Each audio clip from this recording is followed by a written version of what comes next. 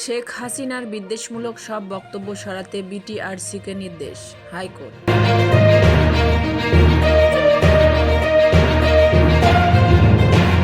সব ধর্মীয় নেতাদের সাথে বৈঠক করলেন প্রধান উপদেষ্টা ডক্টর মোহাম্মদ ইউনূস।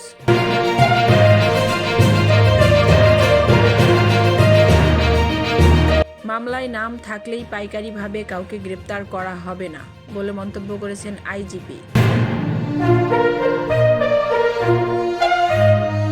ভারতের উচিত বাংলাদেশে আর দালাল সৃষ্টি না করা বলে মন্তব্য করেছেন কর্নেল ওলি।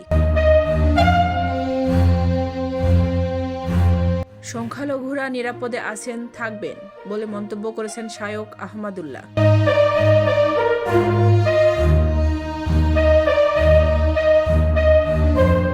স্ত্রীর শাড়ি পুড়িয়ে ভারতীয় আগ্রাসনের বিরুদ্ধে প্রতিবাদ জানালেন রুহুল কবির রিজভী।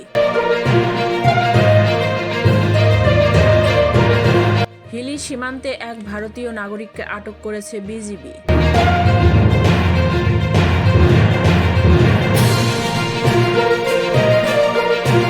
ভারতকে উচিত জবাব দিতে বাংলাদেশিরা প্রস্তুত বলে মন্তব্য করেছেন সাংবাদিক ইলিয়াস হোসাইন।